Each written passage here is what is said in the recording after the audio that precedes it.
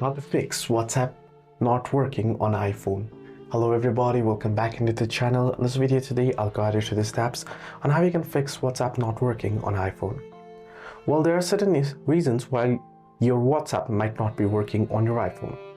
And first things first, what you can do is you can restart your iPhone. A simple restart can resolve many temporary software glitches, including WhatsApp not working, so you might want to restart. You can also force quit the app and reopen it to its fresh connection. You want to ensure you have a stable Wi-Fi or cellular connection.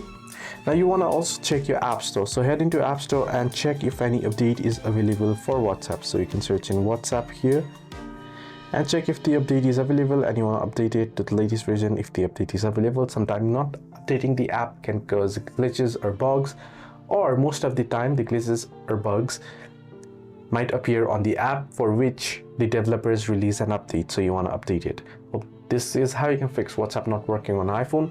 Hope this video helped. Till like and subscribe.